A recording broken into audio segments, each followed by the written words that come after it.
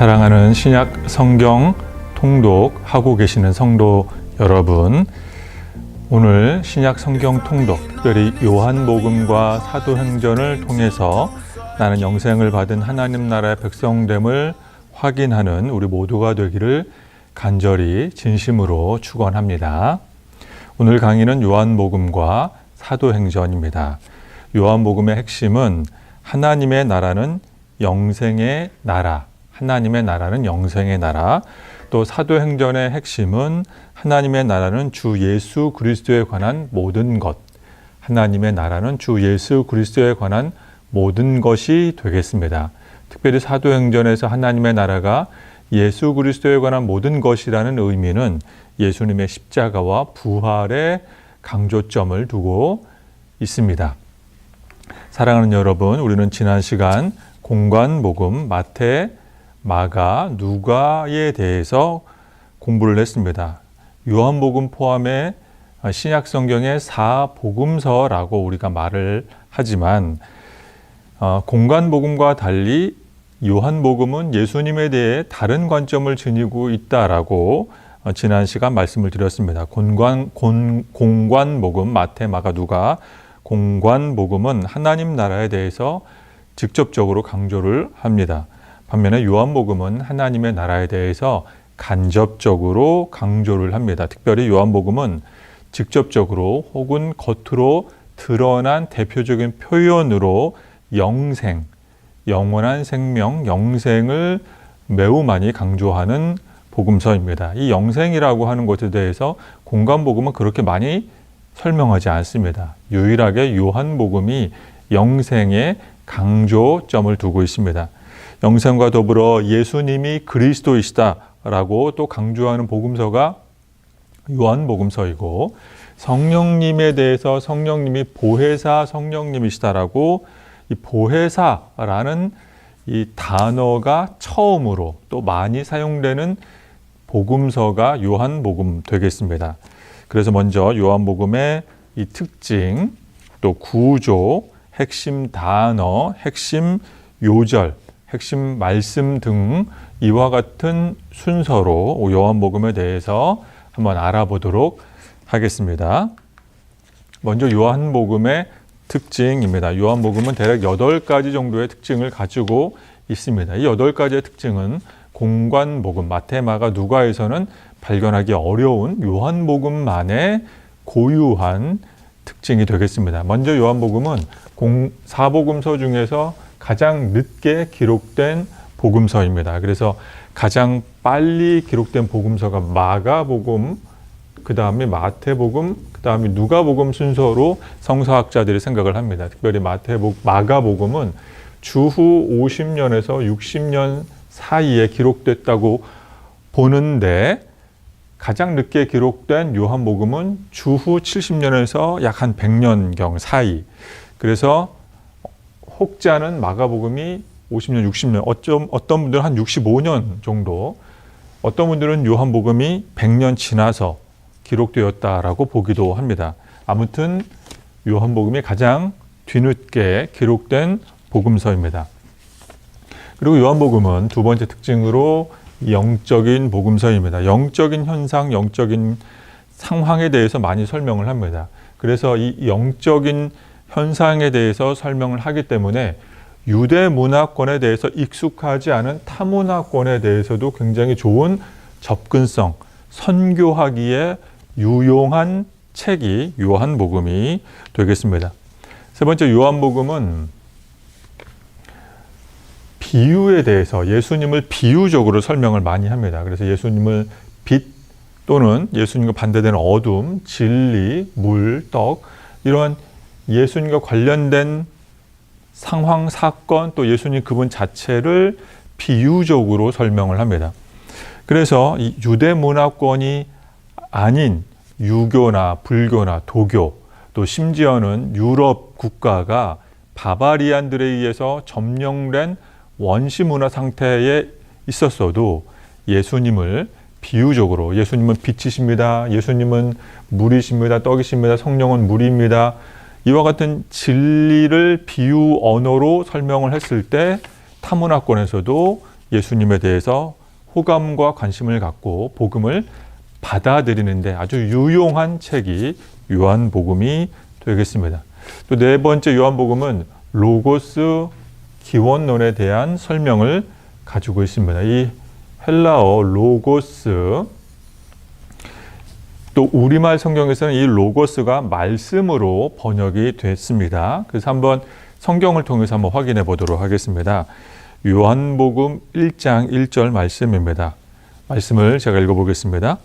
태초에 말씀이 계시니라. 이 말씀이 였으니 이 말씀은 곧 하나님이시니라. 1장 14절 말씀.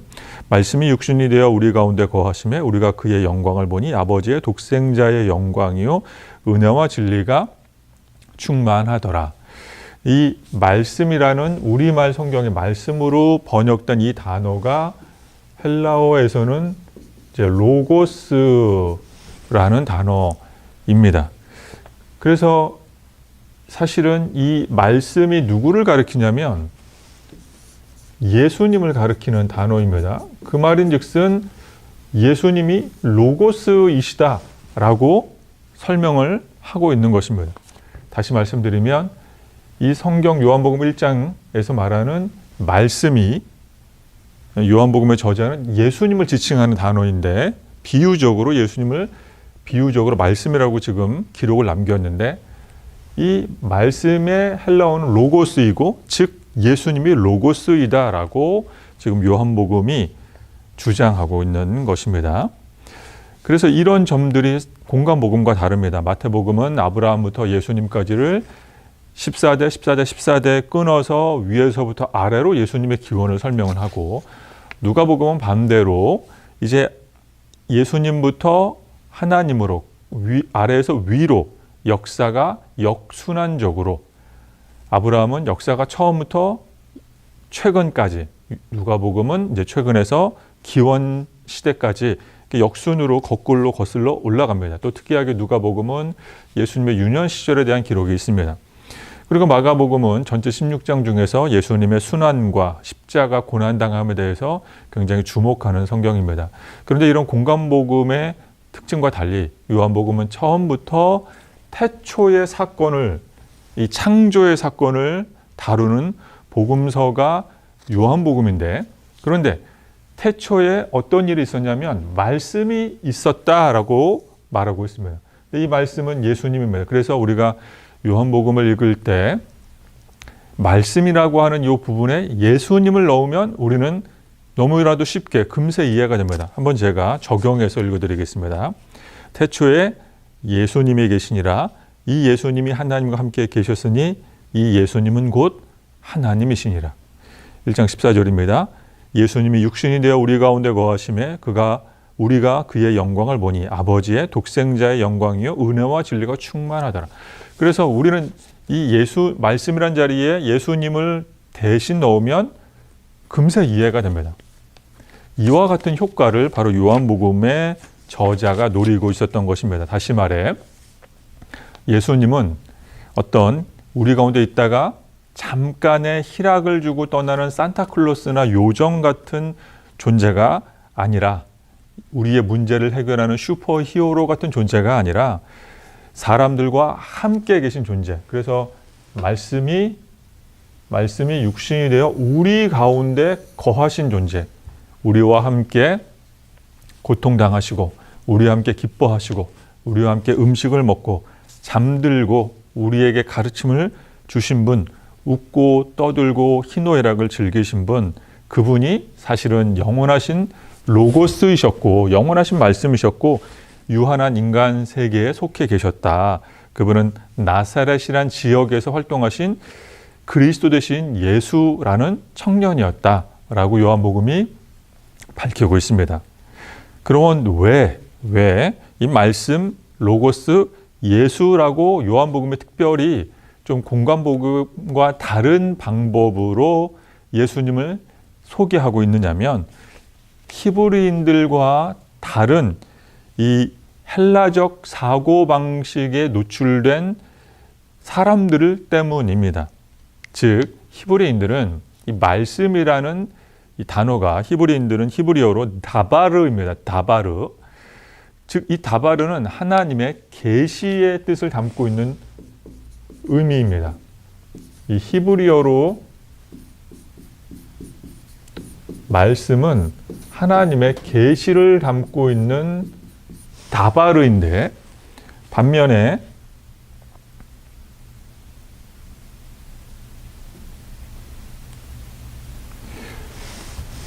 헬라적 사고방식을 가지고 있는 사람들에게 있어서의 이 로고스는 헬라어로 알데이아라고 하는 진리를 품고 있는 단어입니다. 진리를 품고 있는 단어. 약간 결이 다릅니다.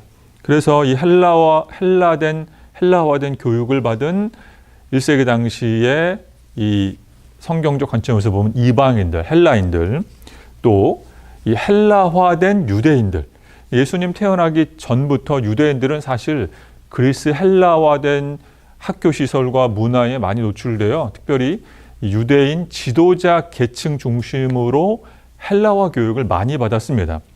그래서 그 사람들에게 있어서 이 로고스는 인간에게 있어서 가장 높고 절대적 가치가 있는 철학적 개념, 또는 죄와 흠이 없는 이상적 존재, 신의 계시를, 신의 진리를 전달하는 매개체, 구원으로 인도하는 참된 알데이아 지식, 이런 어떤 구원의 영적인 지식을 담고 있는 합리적인 사고 체계, 이런 가장 좋은 것들의 복합 존재가 로고스였습니다.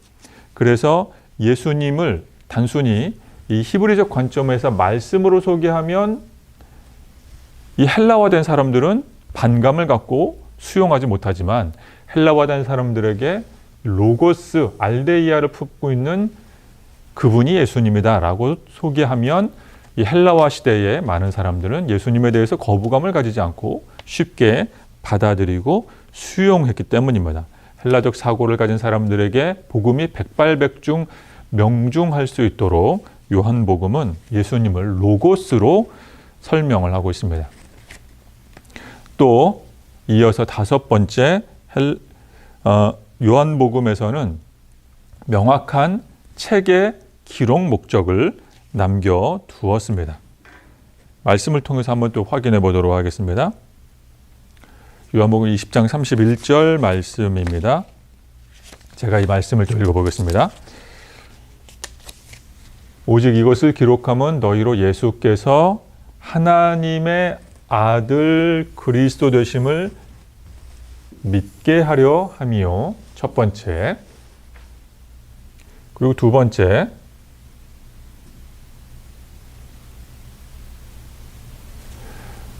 또 두 번째. 너희로 믿고 그 이름을 힘입어 생명을 얻게 하려 함이라.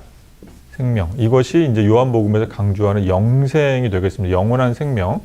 그래서 요한복음은 공관복음과 달리 요한복음이라고 하는 책을 이미 앞서 마태, 마가, 누가복음이라고 하는 예수님에 대한 이야기를 소개하는 책이 이미 존재하지만 요한복음을 다시 기록해야 하는 책의 기록 목적을 분명하게 남겨놓았습니다. 이런 책의 기록 목적은 마태복음, 마가복음, 누가복음에는 없는 문장입니다. 이렇게 문장, 기록, 목적을 문장으로 남겨놓은 이유, 그것은 예수님이 나사렛 지역에서 활동하신 30대의 이 청년 예수가 하나님의 아들 그리스도였음을 이 책을 읽는 사람들은 믿어야 하고, 두 번째, 그리고 그 그리스도 되신 예수님의 이름을 믿는 사람은 그 이름 때문에 영원한 생명을 얻게 만들기 위해서 우리는 이 책을 기록했다라고 지금 요한복음의 저자가 분명하게 말하고 있습니다. 굉장히 특이한 점이 요한복음에 있습니다. 또 이어서 요한복음의 특징은 공관복음에 없는 7개의 표적과 7개의 에고에임이 나는 나다라는 용법으로 예수님이 자신의 신적 존재됨을 말하고 있습니다. 이 나는 나다라고 하는 이 에고에이미적인 표현 방법은 우리가 아시는 분도 계실 텐데, 출애굽기 3장에서 나는 스스로 있는 자다, 나는 야훼다, 나는 여호와다라고 하나님께서 모세에게 친히 계시로 설명을 해주셨던 것처럼 나는 스스로 있는 자다, 나는 스스로 있는 자, 나는 나다라는 이 출애굽기에 하나님이 자신을 설명한 이 표현 방법이, 그것을 신약시대 예수님께서 마치 내가 하나님이기 때문에 하나님이 모세에게 나는 나다라고 말한 것처럼 나도 똑같이 나는 나다라고 이렇게 설명을 하신 겁니다. 나는 나다, 나는 양의 문이다, 나는 길이요 진리요 생명이다, 이와 같은 용법으로 나는 나다 7번에 걸쳐서 설명을 하셨고, 또 동일한 숫자 7개의 표적으로 설명하셨습니다. 그래서 공간복음에서는 7번 이상의 수많은 이적이 있습니다. 기적이 있습니다. 그런데 이 이적과 기적이 요한복음에서는 7개의 표적으로, 즉 특정한 목적을 가진 이적 기사로 설명하는데, 그럼 그 목적이 무엇이냐면 바로 예수님이 나는 나다라고 말씀하실 수 있는 신적 존재이다, 이런 목적을 가지고서 예수님이 행하신 여러 가지 표적 사건 중에 7개만 발췌 편집해서 담아둔 책이 요한복음이 되겠습니다.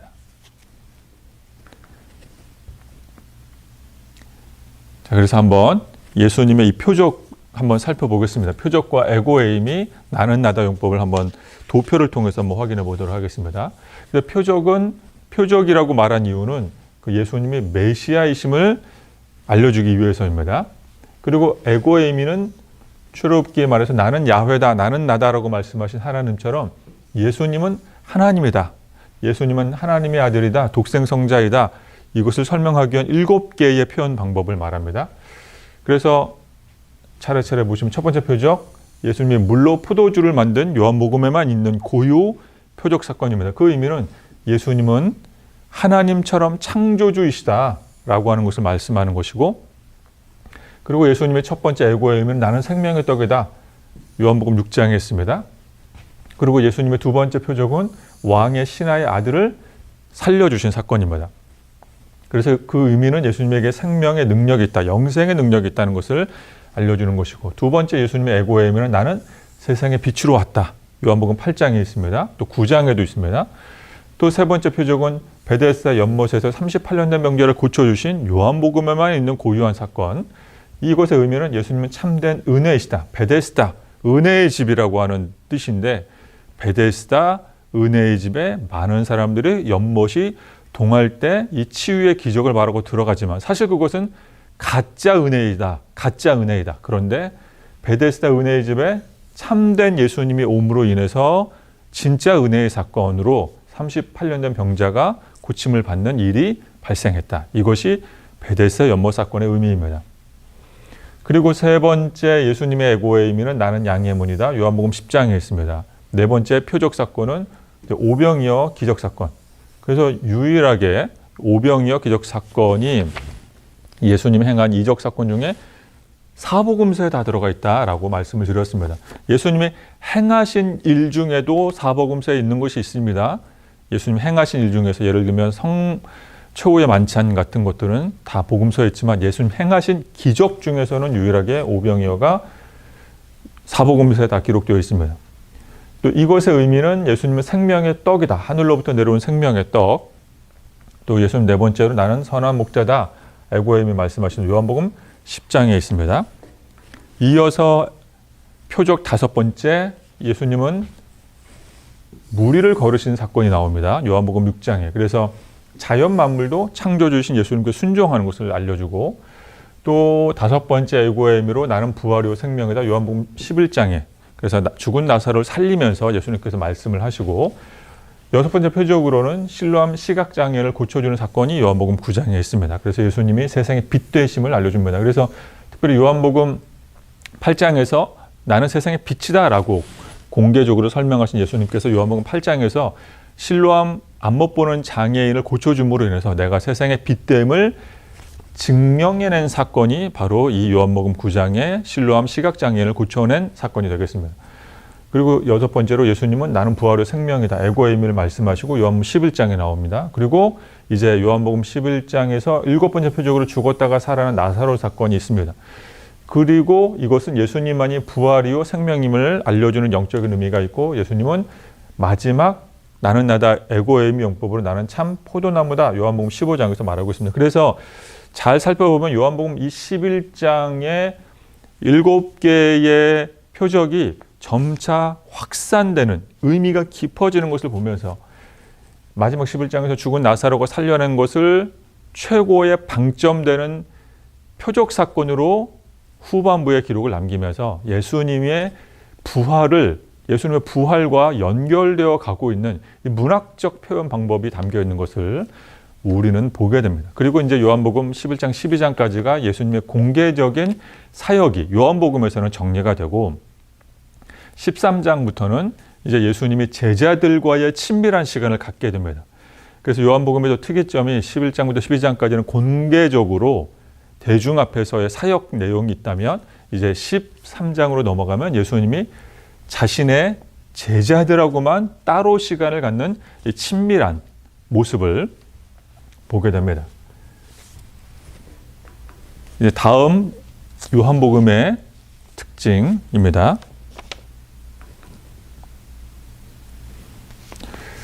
3년의 공생애에 대해서 예수님께서는 말씀하고 계십니다. 그래서 우리가 또 한 말씀을 통해서 한번 확인해 보도록 하겠습니다. 우리는 누가복음에서 예수님께서 이제 30세쯤에 활동하셨다라는 말씀이 있음을 알고 있습니다. 누가복음 3장 23절에서 예수님이 가르치심을 시작할 때가 30세쯤 됐다라고 하는 기록이 있습니다. 그러니까 즉 예수님께서 우리가 흔히 말하기를 이제 30살에 공생애를 시작하셨다고 누가복음 3장의 말씀을 우리가 수용한다면, 그러면 예수님이 33살쯤에 십자가에 돌아가셨다라고 우리가 보편적으로 말을 하는데, 그 근거가 어디에 있느냐? 그 근거가 요한복음에 있습니다. 왜냐하면 유대인들은 최소 1년에 한 번 이상 예루살렘 성에 올라와서 제사를 드려야 하는 종교적인 전통이 있는 민족입니다. 마치 우리나라 사람들이 설날이 되면 고향에 내려가는 것과 비슷하게 유대인들은 6월절 명절이 되면 최소 한 번 이상은 예루살렘 성에 올라와 예배를 드려야 하는 종교 전통을 가지고 있습니다. 그런데 요한복음을 보니 예수님께서 최소 3번 이상 혹은 그 이상 예루살렘 성에 올라오신 기록이 있습니다. 그래서 요한복음 2장 13절 말씀을 보시면 유대인의 6월절이 가까운지라 예수님께서 예루살렘 성으로 올라오셨다. 요한복음 5장 1절 그 후에 유대인의 명절이 되어 예수님께서 예루살렘에 올라오셨다. 요한복음 12장 12절에 보면 그 이튿날 명절에 온 무리가 예수께서 예루살렘으로 오신다는 것을 들었다. 그러니까 즉 마태, 마가, 누가복음은 예수님의 공생의 사건이 탄생부터 십자가까지 약 1년의 시간인 것처럼 이렇게 연대기 순으로 사건 순으로 쭉 흘러가나, 요한복음은 예수님께서 반복적으로 예루살렘 성에 올라가셨다라는 기록이 있는데, 보면은 명절, 6월절 명절이라고 하는 표현들이 있습니다. 즉 2장, 5장, 12장은 이것이 그냥 책으로 놓고 보면 2차원적인 문서상으로는 시간의 차이를 느낄 수 없으나 자세히 살펴보면 최소 1년 이상의 시간 차이가 있음을 알게 됩니다. 왜냐하면 명절에 올라오셨다.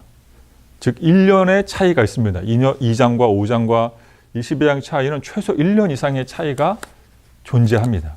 그래서 우리가 예수님을 30살쯤에 누가복음의 기록을 통해서 활동을 시작하셨다라고 보고 최소 3년, 어쩌면 그 이상의 시간을 예수님께서 그리스도요 메시아로 활동하셨다라고 보고 있는 것입니다.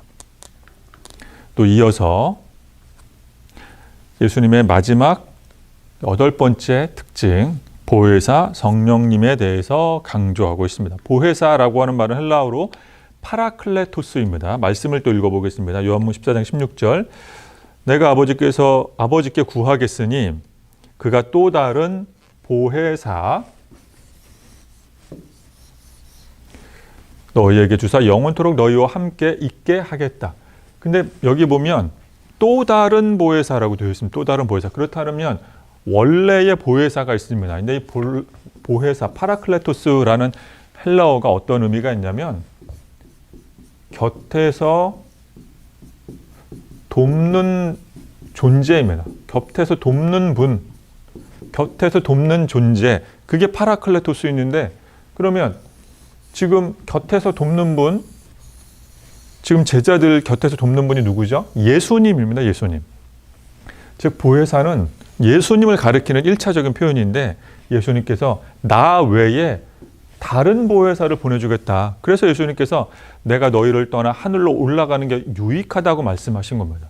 왜냐하면 첫 번째 보혜사인 예수님은 육체적 한계에 갇혀 있는 분이기 때문에 제자들만 도울 수 있는 보혜사라면, 예수님께서 부활 승천하셔야 또 다른 보혜사 되신 성령님이 오시고, 그 성령님은 예수님을 믿는 모든 사람들에게 다 내주하실 수 있는 분이기 때문입니다. 영으로 오신 보혜사는 예수님을 믿기만 하면 이 지구 행성에 살고 있는 80억 명의 모든 사람 마음 안에 내주하실 수 있는 보혜사이시기 때문입니다. 그래서 예수님은 내가 아버지께 구하겠으니 내가 하늘로 올라가면 또 다른 보혜사를 너희에게 보내겠다, 파송해 주겠다라고 예수님이 약속하신 겁니다. 그래서 요한복음에 유일하게 예수님, 보혜사이신 예수님과 또 다른 보혜사인 성령님을 보혜사라고, 파라클레토스라고 제시하고 있는 성경이 요한복음이 되겠습니다.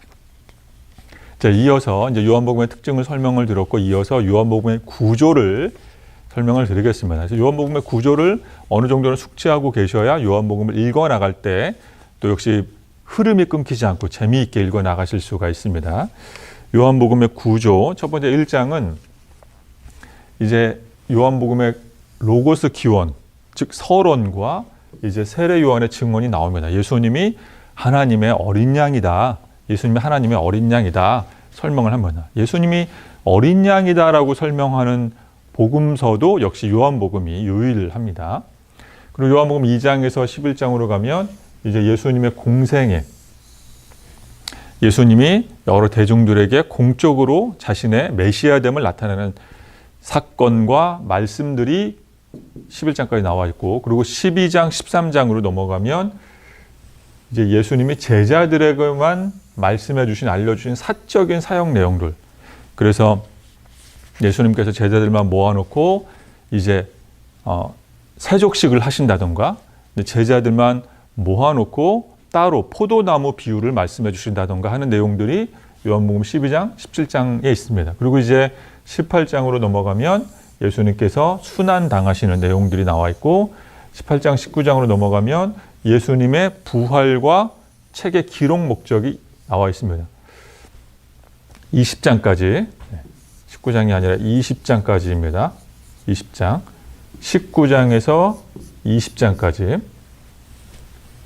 18장에서 19장까지가 예수님의 순환이 나와 있고, 그 다음 19장 후반부터 20장까지가 예수님의 부활 사건과 책의 기록 목적에 나와 있습니다. 그래서 이 유일하게 책의 기록 목적에 남겨있는 책이 요한복음, 그리고 예수님의 제자들과의 이 사적인 교훈과 가르침 사건이 담겨있는 책이 요한복음, 세족식이라든지 또는 제자들의 하나됨을 위해서 예수님 친히 중보기도 해주시는 장면에 있는 17장에 있는 말씀이 요한복음, 이런 특이점들이 요한복음에 있습니다. 그리고 유명한 이제 예수님을 3번 부인한 베드로에게 찾아가서 내가 나를 사랑하느냐 3번 질문한 에필로그, 그것이 요한복음에만 있는 21장에만 있는 유일한 사건입니다.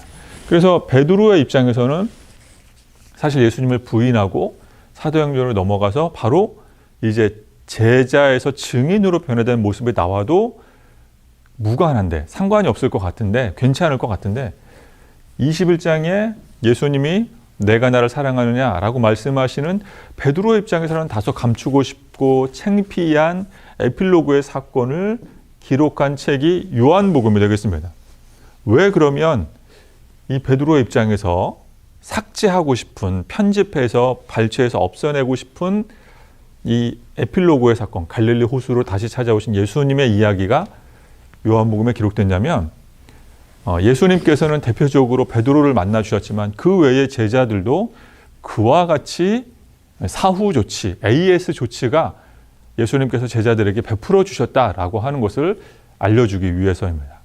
대표적으로 베드로의 사건만 기록을 남겨 두었을 뿐이지 예수님을 부인하고 부정하고 도망간 제자들마다 예수님께서 찾아가 주셔서 그에게 필요한 이제 긴급 AS 조치를 베풀어 주셔서 제자들이 예루살렘을 떠나지 않고 기도해서 성령 받고 이제 제자에서 사도로 변화됐음을 알려주기 위해서 이제 요한복음 21장 사건을 대표적인 에필로그로 기록을 남겨두었습니다.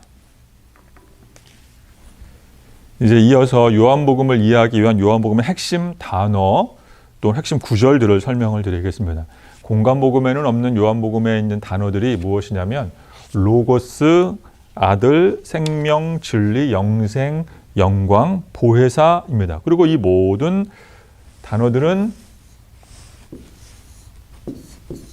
초반에 말씀드린 것처럼 영생, 영원한 생명 혹은 다른 말로 하나님의 생명과 관련이 있습니다. 하나님의 생명, 또 다른 말로 하면 하나님 나라의 생명. 그래서 이 로고스, 요한복음에 있는 단어입니다. 아들은 이제 공간복음에서도 좀 발견할 수 있지만 생명, 진리, 영생, 이 요한복음에만 있습니다. 영광, 보혜사, 요한복음에만 있으면 이런 단어들이 요한복음의 대거, 또 요한복음에서만 유일하게 발견되는 단어들인데 이것은 다 이 하나님의 생명, 하나님 나라의 생명, 영원한 생명과 직접 간접적으로 연관되어 있습니다. 그 중에서 이 많은 단어들 중에서 또 중요한 요한복음에서 중요하게 다루는 이 영광이라는 단어를 한번 집중해서 한번 살펴보겠습니다.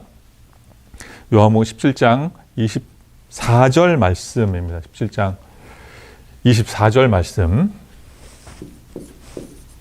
24절 말씀. 제가 한번 24절 말씀 또 한번 읽어보겠습니다.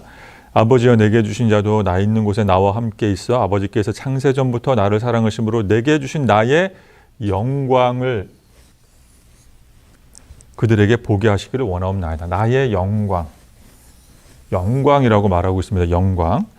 그런데 이 영광이 어떤 의미이냐면 요한복음 17장은 예루살렘 성에 입성한 예수님께서 이제 겟세마네 동산에서 체포되기 직전에 제자들을 모아놓고 제자들에게 고별 설교를 하시는 내용이 그 그림이 요한복음 17장입니다.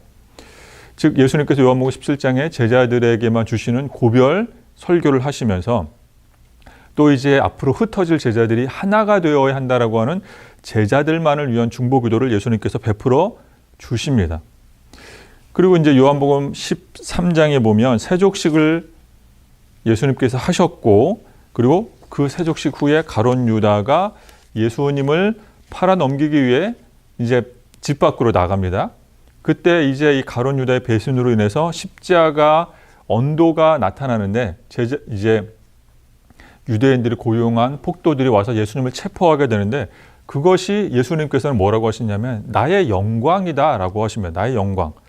그리고 이어서 요한복음 14장에도 보면 이제 진리에 대해서 보혜사에 대해서 예수님께서 설교해 주십니다. 그리고 15장에 가면 이제 포도나무 비유, 참 포도나무 비유에 대해서 그래서 포도나무 대신 예수님께 붙어 있는 접붙임바된 가지가 제자들 그리고 이 신약 성경을 읽는 저와 여러분이 되어야 한다라고 예수님께서 말씀을 주시고 16장에 가면 예수님께서 내가 세상을 이겼다 이미 성취된 구원에 대해서 말씀해 주시고 17장에 가면 뿔뿔이 흩어질 제자들을 위해서 이제 하나가 되어야 합니다라고 중보기도 해주시고 그리고 이런 모든 일련의 사건들이 연결이 되면서 예수님께서는 이것이 영광이다라고 말씀하십니다. 영광. 나의 고난이라고 하지 않습니다. 나의 순환이라고 하지 않습니다. 마가복음에서는 고난이고 순환이 됩니다. 마태복음에서도 예수님의 십자가 사건이 됩니다. 그런데 요한복음은 이것이 영광, 나의 영광이다라고 예수님께서 굉장히 다른 관점으로 설명을 해 주시는 것입니다. 그러면 당연히 이제 따라오는 의문점은 왜 십자가 사건이 나의 영광이 되는가? 왜 예수님이 이렇게 말씀하셨는가라는 질문이 생깁니다. 왜냐하면 십자가를 통해 하나님 나라의 백성들이 영생을 얻게 되기 때문입니다. 이 십자가 사건을 통해서 저와 여러분 하나님 나라의 백성들이 영생을 얻게 되기 때문에 예수님은 이것이 나의 영광이다. 나의 아픔이나 순환이 아니라 나의 영광이다 라고 요한복음에서 설명을 하고 있는 것입니다. 요한복음의 기록 목적처럼 예수님의 그리스도 되심을 천명하기 위해서 요한복음이 세상에 나오게 됐는데, 예수는 그리스도라고 하는 진리와 연관된 표적만 따로 남겨둘 만한 책이 요한복음인데, 그래서 예수님께서는 이 모든 사건들은 다 순환이 아니라 영광이다. 하나님을 믿는 하나님의 자녀들이 예수님의 십자가 사건을 통해서 영원한 생명에 동참하기 때문에 이것은 영광이다라고 설명하는 책이 바로 요한복음이 되겠습니다. 그래서 우리가 이 진리를 품고 계신 로고스 되신 예수님을 믿어야 하고, 예수님이 로고스 하나님의 아들임을 설명하고 이해하도록 돕는 분이 바로 보혜사 성령님이시고, 결론적으로 우리는 예수님이 로고스이구나, 말씀이구나 라고 하는 것을 알게 되고, 그리고 이런 깨달음 속에서 요한복음을 읽을 때 예수님께서 나는 나다, 에고의 의미라고 말씀하시면 그 의미가 더욱더 우리를 깨닫게 하고 사로잡게 만들게 되는 것입니다. 그래서 우리는 예수님의 십자가 사건이 영광의 사건됨을 최종적으로 깨닫게 되는 것입니다. 바로 이것이 공관복음과 다른 요한복음의 강조점이 되겠습니다. 이제 요한복음을 정리를 하면서 레슬리 뉴비긴이라고 하는 영국의 선교사 목사님을 소개하겠습니다. 레슬리 뉴비긴 선교사님은 인도에서 영국 교회에서 파송을 받아 인도에서 수십 년간 선교 활동을 하시는 아주 훌륭하신 분입니다. 이분이 이제 인도 선교를 마치고 영국 조국으로 돌아왔는데 그분은 깜짝 놀랐습니다. 왜냐하면 본인이 영국에서 인도로 파송을 받을 당시만 하더라도 영국은 기독교 국가였고 인도는 힌두교 국가였습니다. 명백한 기독교 국가 영국에는 많은 사람들이 예수님을 믿고 있었습니다. 그런데 이제 선교 사역을 마치고 수십 년 지나서 인도에서 영국으로 돌아왔더니 세상에 영국이 기독교화된 영국이 그 기독교의 특징을 많이 상실해 버린 것입니다. 특별히 영국 교회의 영적 현실은 포스트 모더니즘 사상 속에서 많은 사람들이 예수님에 대해서 관심이 사라졌고, 특별히 영국 청년들이 예수님을 모른 채 살아가는 이 애석하고 가슴 아픈 현상을 이 레슬리 뉴비긴 목사님 선교사님이 발견하게 됩니다. 그래서 그는 영국에서 남은 생애 동안 예수님에 대해서, 기독교 변증에 대해서 헌신하게 됩니다. 그때 그분이 쓴 책이 바로 요한복음 강해서입니다. 레슬리 뉴비긴 목사님이 쓴 요한복음의 강해서를 읽어보면 예수님이 참으로 영광 얻으실 만한 하나님의 로고스이구나라는 것을 깨닫게 됩니다. 왜 뉴비긴 선교사님이 요한복음에 대한 책을 썼냐면 요한복음은 유일하게 영생에 대해서 강조한 책이기 때문입니다. 그러므로 사랑하는 여러분, 우리 신약 성경 통독에 참여하시는 여러분, 교회를 오래 다녀도 구원에 대한 확신이 없는 분, 구원의 복음을 이웃과 자녀에게 전하기에는 뭔가 창피함을 느끼시는 분, 함께 교회를 다니지만 그러나 내 자녀와 내 남편과 내 아내가 영생에 대해서 관심이 없는 분, 그런 모든 분들에게 추천해 주고 싶은 책이 요한복음이 되겠습니다. 그러므로 요한복음을 가까이 많이 읽으셔서 이 하나님의 영광, 로고스, 예수님을 더욱더 사랑하고 예수님을 더욱더 알아가고 하나님 나라의 영생에 참여하는 저와 여러분 되기를 간절히 축원합니다. 사랑하는 여러분, 우리가 요한복음에 대해서 강의를 잘 들었습니다. 이제 이어서 사도행전에 대한 강의를 이어나가도록 하겠습니다. 사도행전의 핵심은 하나님의 나라는 주 예수 그리스도에 관한 모든 것이 되겠습니다. 사도행전의 핵심은 주 예수 그리스도에 관한 모든 것. 그래서 예수님은 십자가와 부활을 이루신 분, 하늘로 승천하신 분이 되겠습니다. 그리고 그것이 사실 하나님 나라의 핵심 내용이고, 십자가, 부활, 승천이 사실은 하나님께서 왕되심을 선포하는 사건이었고, 우리들도 우리가 있는 현실 세상에서 예수님의 십자가, 부활, 죽음을 선포하며 살아갈 때 우리의 현실 세상은 하늘에서처럼 땅에서도 이루어지는 하나님 나라가 우리를 통해서 이루어지게 되는 것이고, 우리가 그것이 바로 선한 영향력이 되는 것입니다. 그것을 실제로 예수님의 제자들이 어떻게 현실 삶에서 구현해 내가며 살았는가를 하나하나씩 샘플로 제시하는 책이 사도행전이 되겠습니다. 먼저 사도행전의 구조를 설명을 드리겠습니다. 사도행전은 하나님 나라는 예수님에 관한 모든 것을 담고 있는 책이 사도행전입니다. 그리고 이제 그 예수님이 하나님의 아들이셨음을, 하나님 나라의 주인공이셨음을 사람들에게 가르친 제자들의 행적이 담겨 있습니다. 먼저 1장에서 2장은 예수님의 승천과 교회의 탄생, 중요한 교회의 탄생 사건이 나오고, 그리고 사도행전 3장부터 12장은 이제 베드로의 사역 사건이 나옵니다. 그리고 13장부터 14장은 바울의 1차 선교, 15장에서 18장은 예루살렘 공예와 2차 선교. 그래서 교회는 항상 여러 가지 문제가 생길 때마다 공적인 회의를 열었습니다. 공적인 회의를 열어서 중요한 신학적 가치관들을 표명했습니다. 그 대표적인 교회사에서 첫 번째 회의 사건이 바로 예루살렘 공의회 사건, 사도행전 15장에 있습니다. 그리고 이제 19장에서 26장은 바울의 3차 선교, 그리고 바울의 체포와 이제 27장에서 28장은 예루살렘에서 로마로 압송되어가는 바울의 이야기. 그래서 28장에서 바울의 열린 결말로 끝을 내면서 이제 사도행전은 28장으로 끝이 나지만 29장은 이제 저와 여러분이 새로 써나가야 한다라고 사도행전은 이런 암시를 주며 이제 끝맺음하는 책이 되겠습니다. 사도행전의 중요성을 몇 가지 이유를 말씀드리겠습니다.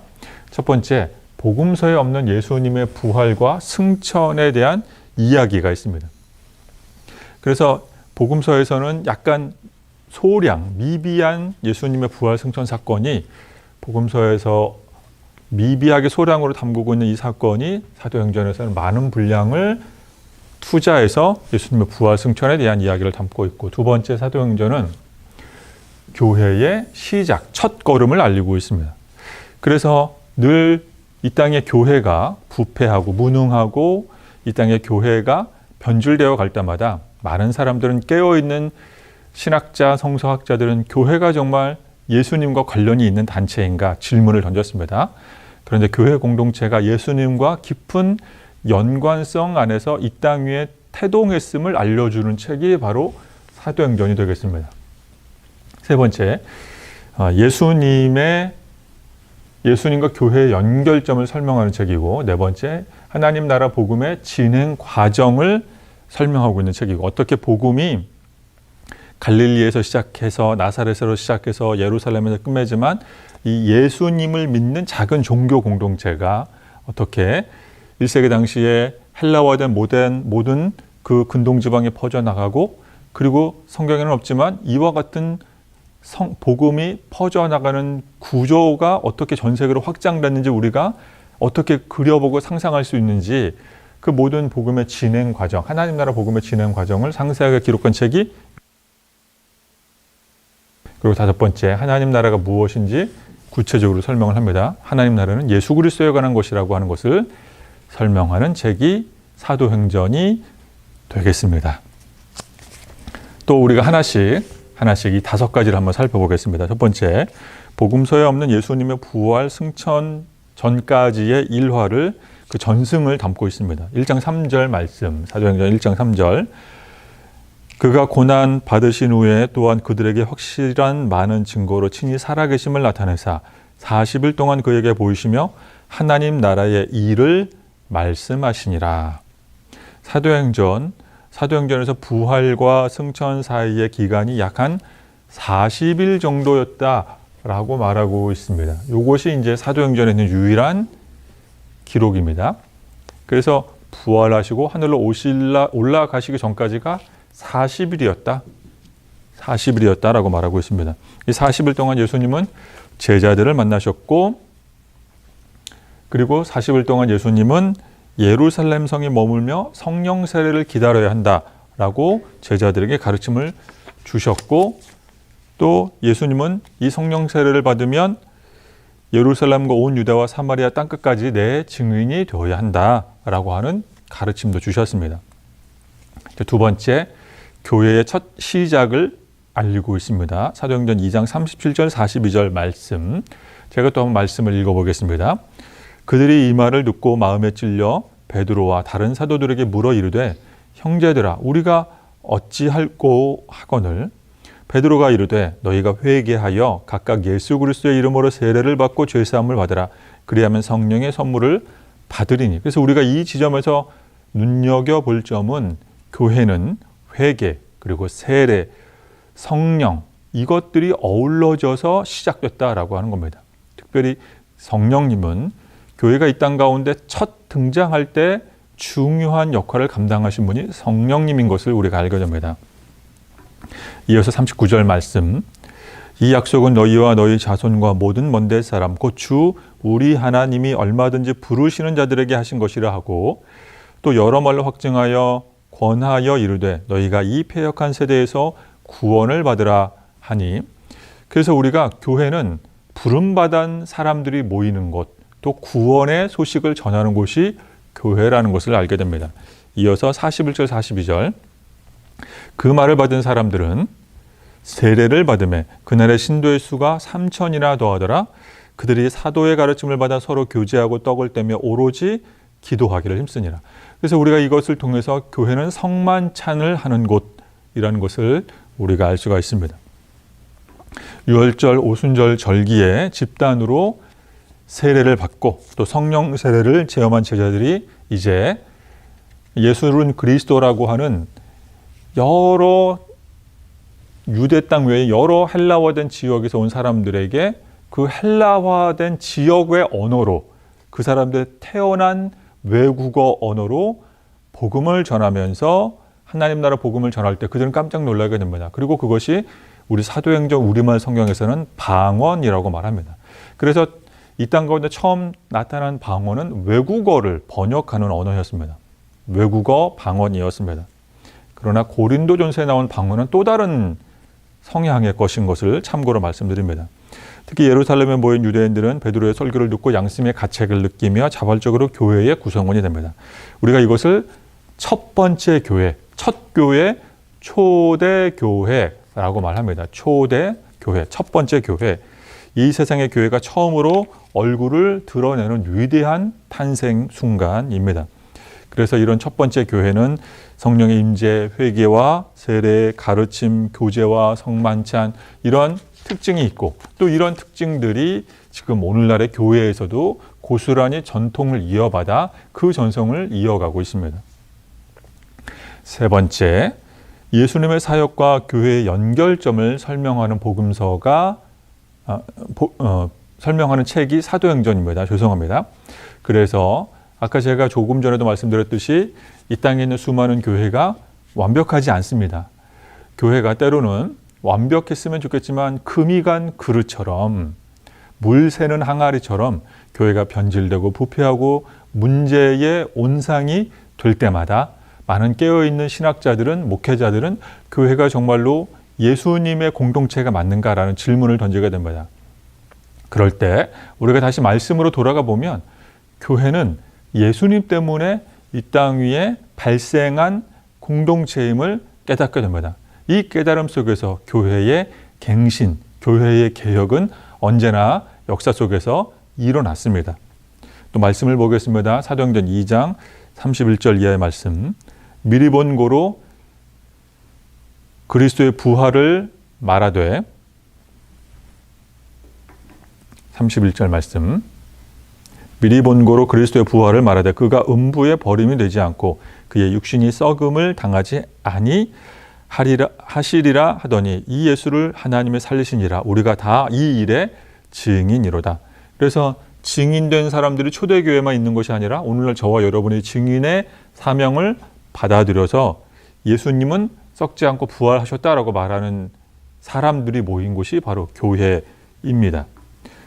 이 예수님의 십자가와 부활을 말하는 단체는 조직은 교회가 유일합니다. 어떤 기업이나 NGO 단체나 어떤 학교 시설이나 교육기관에서 예수님의 십자가 죽음과 부활을 말하지 않습니다.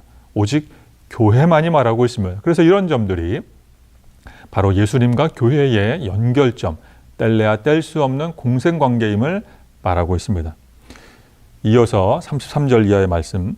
하나님의 오른손으로 예수를 높이심에 그가 약속하신 성령을 아버지께 받아서 너희가 보고 듣는 이것을 부어주셨느니라. 다윗은 하늘에 올라가지 못하였으나 친히 말하여 이르되 주께서 내 주에게 말씀하시기를 내가 내 원수로 내 발등상이 되게 하기까지 너는 내 우편에 앉아있으라 하셨도다 하였으니 그런즉 이스라엘 온 집은 확실히 알지니 너희가 십자가에 못 박은 이 예수를 하나님이 주와 그리스도가 되게 하셨느니라 하니라. 그래서 예수님이 주님이시고 그리스도이시다. 이것을 강조하는 기관은, 공동체는, 조직은 오직 교회가 이 땅 위에 유일합니다. 그래서 교회는 늘 항상 예수 그리스도의 피 묻은 복음으로 인해서 개혁하고 갱신하고 새롭게 되는 몸부림 속에서 늘 재탄생한 곳이 교회가 되겠습니다. 네, 그것을 알려주는 책이 사도행전입니다. 또 이제 이어서 네 번째 사도행전의 중요성은 하나님 나라의 복음의 진행 과정을 설명하고 있습니다.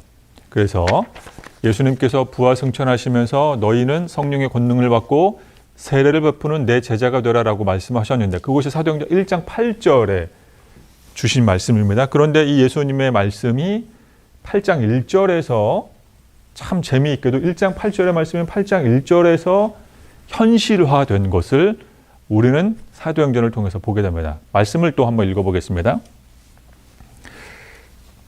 오직 성령이 너희에게 임하시면 너희가 권능을 받고 예루살렘과 온 유대와 사마리아와 땅끝까지 이르러 내 증인이 되리라 하시니라. 8장 1절 사울은 그가 죽임당함을 마땅히 여기더라. 그날에 예루살렘에 있는 교회에 큰 박해가 있어 사도 외에는 다 유대와 사마리아 모든 땅으로 흩어지니라. 잠깐 말씀을 좀 설명을 드리자면 예수님께서 이제 부활 승천하시면서 하늘을 보고 있는 제자들에게 성령이 너에게 임하시면 이제 예수님 하나님 나라 복음을 말씀하시는데 이제 하나님 나라의 회복이 아니라 이스라엘의 회복을 염원하는 제자들에게 예수님은 성령이 제자들 너에게 임하면 너희가 권능을 받게 될 것이고 이제 제자가 되어서 첫 번째 예루살렘, 두 번째 온 유대, 그리고 사마리아와 땅끝, 세 번째 사마리아와 땅끝까지 가서 세례 베푸는 제자가 되어라, 증인 되어라, 사도가 되어라 라고 예수님께서 신신당부를 하십니다. 근데 이 말씀이 어떻게 성취되냐면 8장 1절에 가서 사울, 이제 바울이 될 사울, 그는 스데반의 순교 현장에 있었습니다. 스데반의 순교에 동조한 사울, 바울이었습니다. 스데반이 순교당하는 것을 마땅하게 당연하다라고 합당한 처사라고 여겼던 그가 그날에, 즉 스데반의 순교당한 그날에 복음이, 하나님 나라의 복음이, 바울은 하나님 나라의 복음에 아직 관여하지 않습니다. 바울은 아직 증인의 삶을 살지 못합니다. 그때 박해가 있어서 복음이 확장이 되는데 첫 번째 예루살렘, 그리고 두 번째 사마리아, 세 번째 모든 땅으로 복음이 확장이 됩니다. 여기에 있는 말씀, 사마리아와 예루살렘과 온 유대, 사마리아와 땅끝, 예루살렘과 온 유대, 사마리아와 땅끝의 복음 확장 순서가 8장 1절에서 그대로 재현되는 것을 우리는 보게 됩니다. 그런데 가만히 앉아 있는데 복음이 자동적으로 그렇게 확장되고 뻗어나가지 않습니다. 복음이 확장되고 뻗어나가는 중요한 동기부여가 되는 사건, 그것은 바로 스데반의 순교이며 큰 박해입니다. 그렇습니다. 사랑하는 여러분, 하나님 나라의 복음은 우리가 저절로 앉아 있는다고 해서 결코 온 세계로, 미전도 종족에게로 땅끝까지 뻗어나가지 않습니다. 복음은 바로 박해를 통해서, 피 흘림과 믿는 성도의 고난을 통해서 복음은 전 세계로, 온 열방으로 뻗어나가게 되어 있습니다. 우리가 너무나도 잘 알듯이 양화진, 서울 양화진 합정동에 있는 양화진 외국인 선교사 무덤에 가보면 이름 없는 작은 무덤들이 있는 곳을 보게 됩니다. 130여 년 전 우리나라에 입국한 선교사님과 그리고 그 당시 130여 년 전 선교사님들에 의해 태어난 어린 아가들이 그 미개하고 지저분한 우리나라 조선 땅의 풍토병에 걸려서 그 아이들이 이름도 없이 우리나라 땅에서 묻힌 묘, 그 작은 어린 생명의 묘가 양화진에 있습니다. 그것이 바로 양화진에 가서 보면 있는 묘비명도 없고 아주 작은 십자가만 있는 작은 묘들입니다. 이처럼 복음은 여러 피 흘림의 사건과 박해와 순교를 통해서 이것이 원동력이 되어 온 세상으로 뻗어나갔습니다. 그리고 이제 우리는 이 복음에 뻗어나가는 현장 속에서 사울이라고 하는 사람이 나타나는 것을 보면서 이제 복음이 이 사울을 통해서 어떻게 또 확장되어 가는지 사도행전은 암시적으로 지금 우리에게 복선으로 설명을 하고 있습니다. 또 이제 사도행전 중요성, 하나님 나라가 무엇인지 구체적으로 설명하는 책이 사도행전입니다. 이 하나님 나라라고 하는 다소 모호하고 추상적인 나라가 어느 나라냐면 어떤 바로 그것은 예수 그리스도에 관한 모든 것이라고 설명을 하고 있습니다. 먼저 사도행전 말씀 또 읽어보겠습니다. 1장 3절 그가 고난받으신 후에 또한 그들에게 확실한 많은 증거로 친히 살아계심을 나타내서 40일 동안 그들에게 보이시며 하나님 나라의 일을 말씀하십니다. 예수님께서 부활 승천하신 다음에 하신 일은 하나님 나라를 가르치셨습니다. 그런데 제자들은 모여서 예수님에게 하나님 나라의 일을 물어본 것이 아니라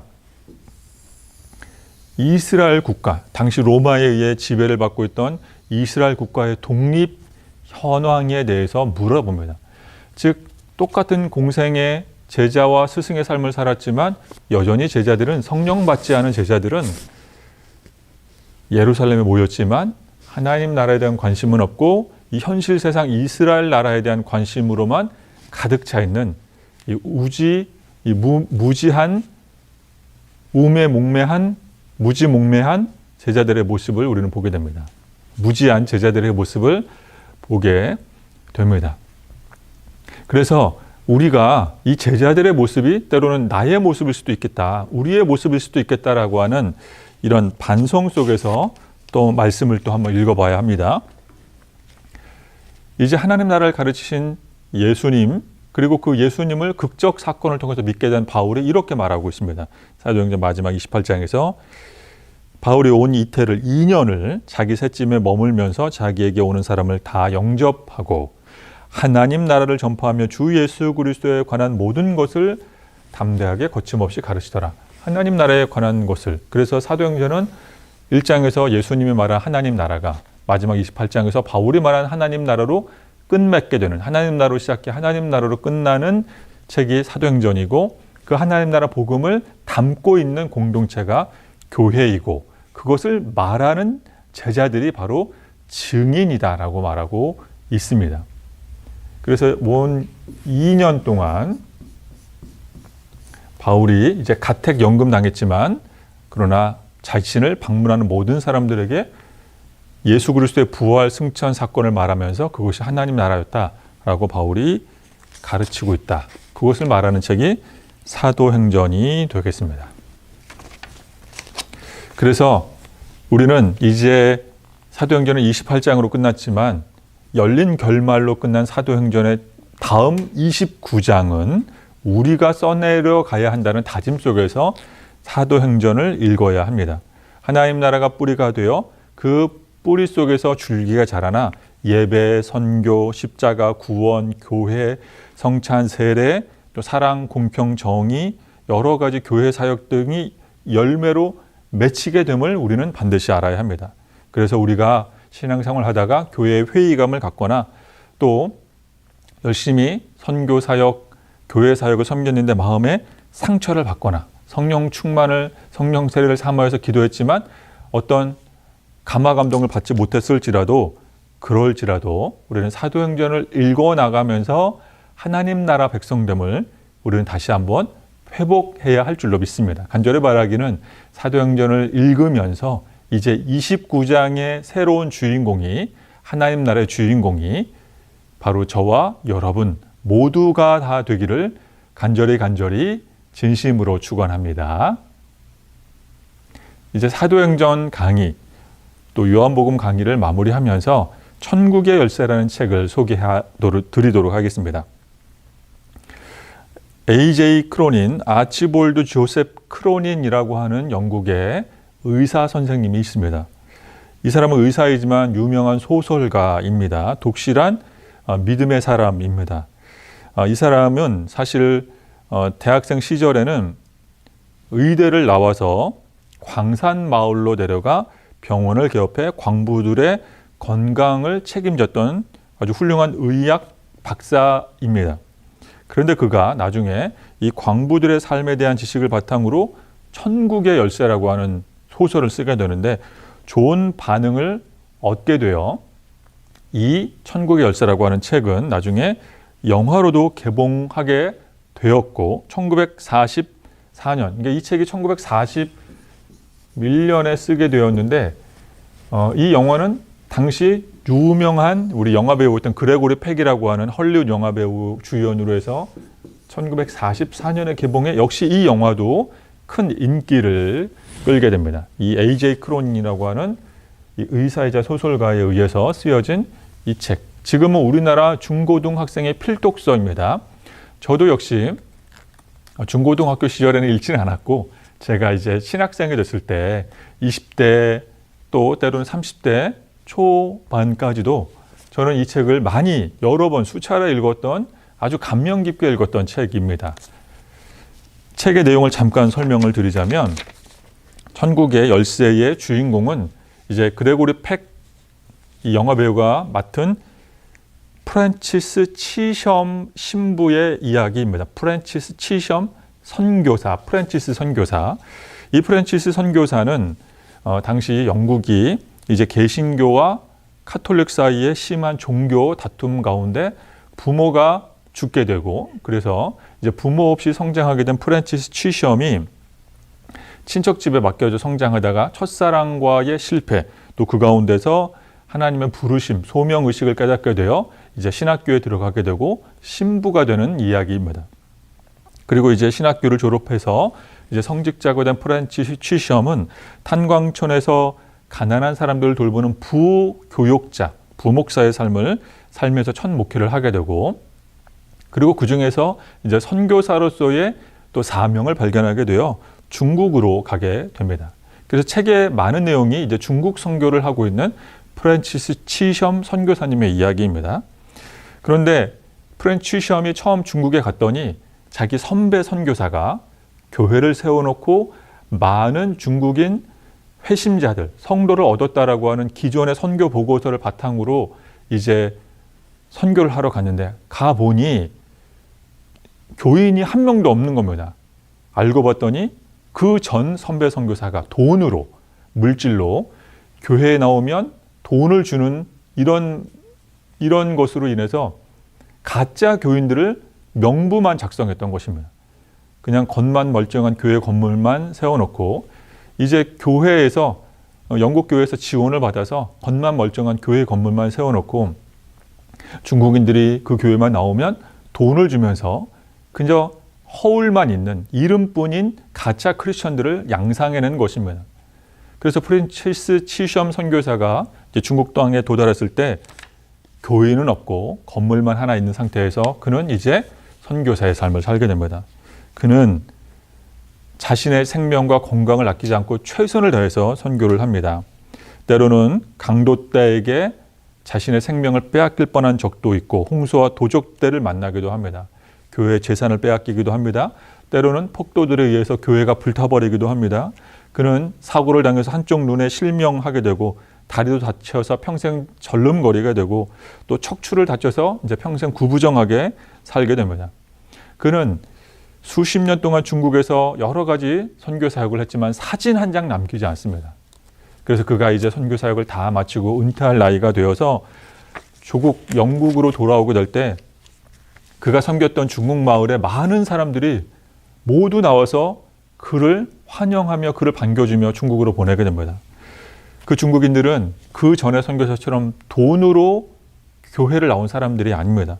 그들은 프랜치스 치섬의 성품과 삶으로 보여준 선교 때문에 감동을 받아서 자발적으로 교회에 나온 사람들이며 또 교회를 나오지 않다 하더라도 그의 높은 인품과 그의 삶에 반한 중국인들이 그 마을 사람들이 모두 다 나와서 프렌치 시험을 열렬히 배웅하면서 이제 이 소설이 거의 끝나가게 됩니다. 특별히 그 동네에 부자 중국인이 있었습니다.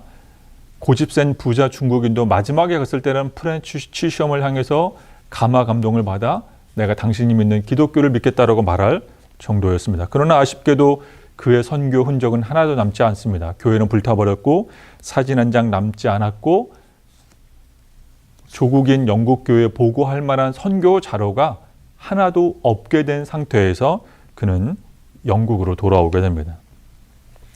그리고 그가 영국으로 돌아왔을 때 그를 기다리고 있는 것은 프렌치스 치섬 이제 선교사와 대비를 이루는 안셀름이라는 선교사입니다. 사실 이 두 사람은 신학교 동기입니다.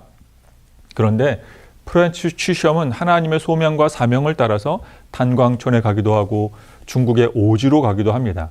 그러나 안셀름 이분은 영국 교회에 남아서 그는 고위 성직자로 승승장구하게 됩니다.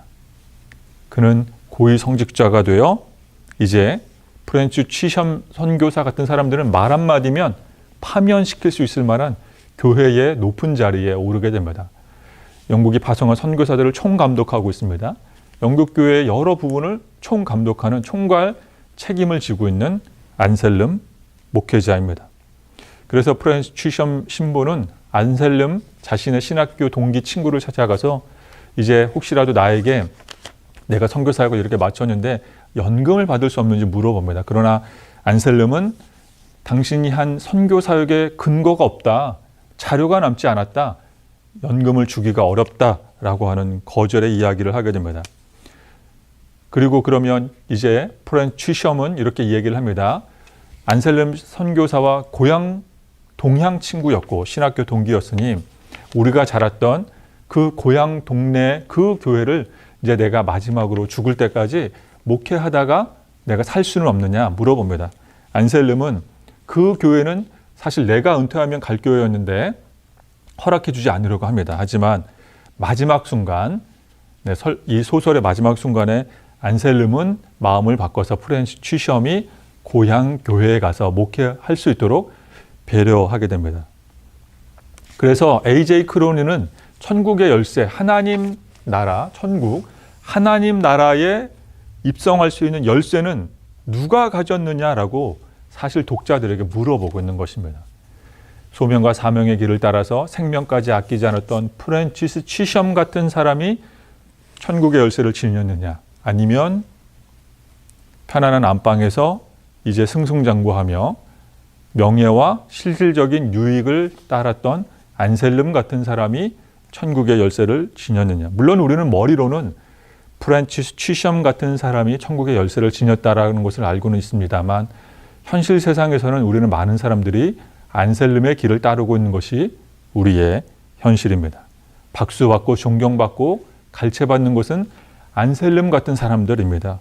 오히려 빚도 없이 조명도 받지 못하고 사람들이 눈길조차 주지 않는 프렌치스 치섬 같은 인생을 살고 있는 사람들은 우리는 그 사람들을 주목해 보지 않습니다.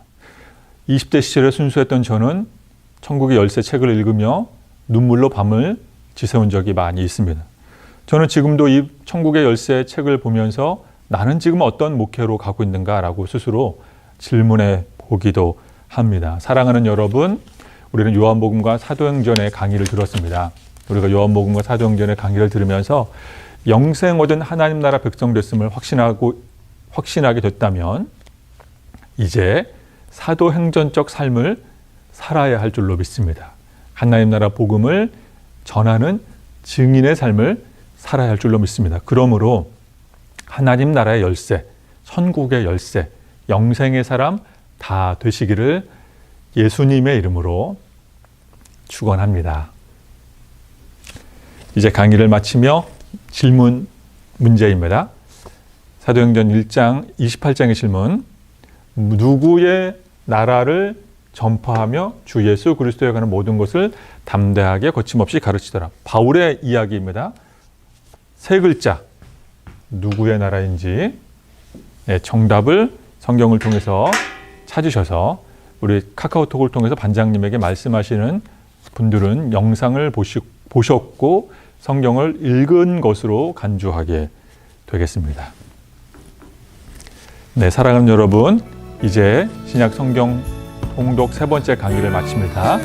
간절히 바라기는 우리가 하나님 나라의 영생 얻은 백성됨, 이 확신을 가지고 이 험한 세상에서 승리하는 저와 여러분 되기를 다시 한번 예수님의 이름으로 축원드립니다.